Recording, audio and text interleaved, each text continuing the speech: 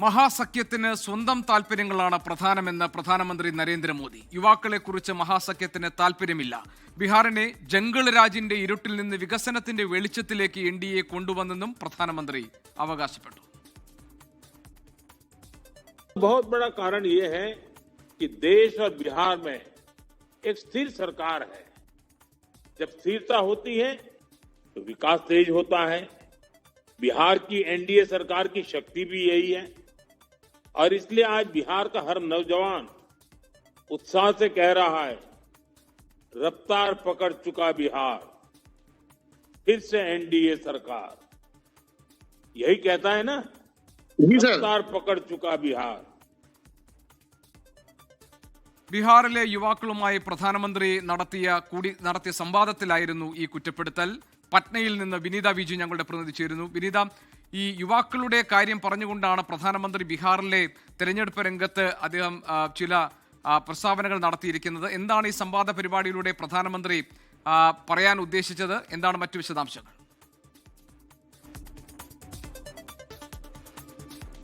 ജി.കെ, ഇന്ന് ഈ ബീഹാറിലെ യുവ നേതാക്കളുമായി അദ്ദേഹം നടത്തിയ സംവാദത്തിലാണ് ഇത്തരം പരാമർശം നടത്തിയിരിക്കുന്നത്. ഓൺലൈൻ വഴിയായിരുന്നു ആ സംവാദം നടത്തിയിട്ടുണ്ടായിരുന്നത്. അതിനുശേഷം പ്രധാനമന്ത്രി ഇക്കാര്യങ്ങൾ സൂചിപ്പിച്ചതായി BJP ഓൺലൈനിലൂടെ തന്നെയാണ് അക്കാര്യം അവർ പുറത്ത് വിടുകയും ചെയ്തിട്ടുണ്ടായിരുന്നത്. അതിൽ ഏറ്റവും പ്രധാനമായി പറയുന്നത് NDAയിലെ ബീഹാറിനെ ഈ ജംഗിൾ രാജിന്റെ ഇരുട്ടിൽ നിന്ന് വികസനത്തിന്റെ വെളിച്ചത്തിലേക്ക് എത്തിച്ചത് NDA ആണെന്നാണ് പ്രധാനമന്ത്രി പറയുന്നത്.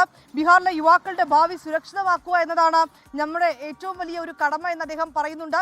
അതിനായി ഞങ്ങൾ പൂർണ്ണമായും പരിശ്രമിക്കുകയാണ് എന്നും പ്രധാനമന്ത്രി വ്യക്തമാക്കിയിരിക്കുകയാണ്. ഒപ്പം തന്നെ മഹാസഖ്യത്തിനെതിരെ ചില ആരോപണങ്ങൾ കൂടി ഉന്നയിക്കുന്നുണ്ട്.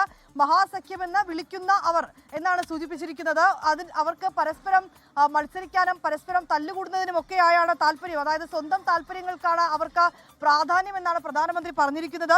ബീഹാറിലെ യുവാക്കളെ കുറിച്ച് അവർക്ക് തെല്ലും താല്പര്യമില്ല എന്ന് പ്രധാനമന്ത്രി പറഞ്ഞിട്ടുണ്ട്. ഒപ്പം തന്നെ നാളെ 2 പരിപാടികൾ ബീഹാറിൽ പ്രധാനമന്ത്രി പങ്കെടുക്കുകയും ചെയ്യുന്നുണ്ട്. സമസ്തിപൂരിലും ഒപ്പം തന്നെ ബെഗുസരായിലുമാണ് വിവിധ റാലികളിൽ അദ്ദേഹം പങ്കെടുക്കുക. നാളെ രാവിലെ 10 മണിയോടുകൂടി തന്നെ അദ്ദേഹം ഡൽഹിയിൽ നിന്നും ബീഹാറിലേക്ക് എത്തിച്ചേരും. അതിനു മുൻപ് ഇന്ന് യുവ നേതാക്കളുമായി നടത്തിയ ഒരു സംവാദത്തിലാണ് ബീഹാറിനെ കുറിച്ച് അദ്ദേഹം ഇത്തരമൊരു പരാമർശം നടത്തിയിരിക്കുന്നത്. ബീഹാറിനെ സംബന്ധിച്ചിടത്തോളം ഈ തെരഞ്ഞെടുപ്പ് അടുത്ത കാലത്ത് ഏറ്റവും കൂടുതൽ ചർച്ചയായത് ഈ വോട്ടധികാർ യാത്രയിലൂടെയൊക്കെ തന്നെ രാഹുൽ ഗാന്ധി അടക്കം മുന്നോട്ട് വെച്ചത് അത് തന്നെയാണ്.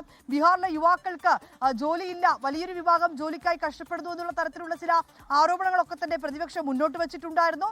ഈ ആരോപണങ്ങൾക്കൊരു മറുപടി എന്നതുകൂടി തന്നെയാണ് ഇപ്പോൾ പ്രധാനമന്ത്രി ഉയർത്തിക്കൊണ്ടുവരുന്നത്. ഒരുപക്ഷെ നാളെ ഈ പ്രധാനമന്ത്രി പങ്കെടുക്കുന്ന റാലിയിലടക്കം സ്ത്രീകളെയും യുവാക്കളെയും കർഷകരെയും അടക്കമുള്ള വിഷയങ്ങൾ ചൂണ്ടിക്കാട്ടിക്കൊണ്ട് തന്നെ പ്രചരണം ശക്തമാക്കാൻ തന്നെയാണ് ഈ ഘട്ടത്തിൽ NDAയുടെ ഒരു നീക്കം. ജി.കെ.